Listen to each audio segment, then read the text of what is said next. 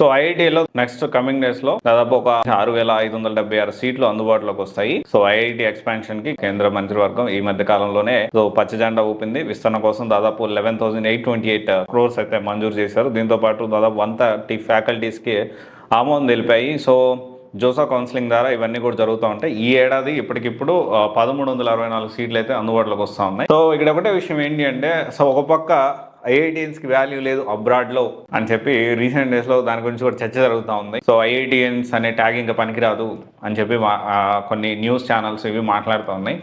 Basically ఇప్పుడు ఏమవుతుందంటే, definitely ఇండియాలో ఉన్న those are coming from IIT college నుంచి బయటకు వచ్చిన వాళ్ళు డెఫినెట్లీ వాళ్ళు best of the brain. There is no doubt, undoubtedly that is true. అది ఇక్కడ మనం అర్థం చేసుకోవాల్సిన విషయం ఏంటి అంటే, ఐఐటి ట్యాగ్ పనికిరాదు, లేకపోతే ఈ మధ్య కాలంలో ఏదో 1-2 ఇన్సిడెంట్లు జరిగితే మొత్తం ఐఐటి పనికిరాదు అనేది అది మూర్ఖం వాదన నేను అనుకుంటాను. ఎందుకంటే ఐఐటి లాంటి, IIIT లాంటి, లేకపోతే బిట్సాట్, GFTI కాలేజెస్, ఇట్లాంటి కాలేజెస్లో ఏమవుతుందంటే వాళ్ళకు కమ్యూనిటీ ఉంటుంది. ఆ కమ్యూనిటీ, కొంతమంది సివిల్స్ ప్రిపేర్ అవ్వాలనుకుంటే దానికి సంబంధించిన సపోర్ట్ కమ్యూనిటీ ఉంటుంది.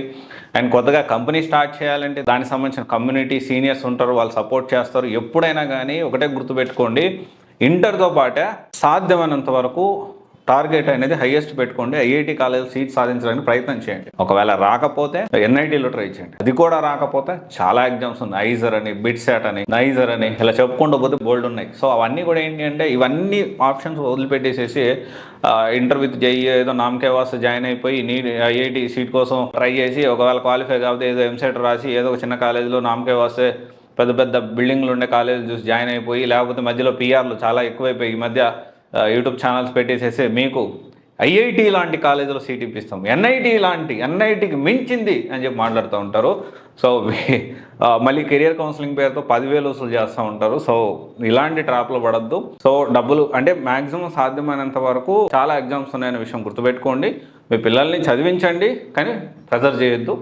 సో ఇది ఒకసారి ఆలోచించండి. ఐఐటీలో అయితే కొత్తగా ఇంకా సీట్లు అయితే ఇంక్రీజ్ చేస్తూ ఉన్నారు. ఇది చాలా మంచి పరిణామం. సో ఇది ఒకసారి ఆలోచించండి, సీట్ తెచ్చుకోవడానికి ప్రయత్నం చేయండి. అండ్ బెస్ట్ JEE కోచింగ్ని మంచిగా హైదరాబాద్లోనో, విజయవాడలోనో, గుంటూరులోనో బయటకు పంపించొద్దు. సో పరిస్థితులు చాలా దారుణంగా ఉన్నాయి. అండ్ అక్కడ ఆ పర్టికులర్ బ్రాంచ్లో ర్యాంక్స్ వచ్చేలేదు కూడా తెలుసుకొని అప్పుడు నిర్ణయం తీసుకోండి.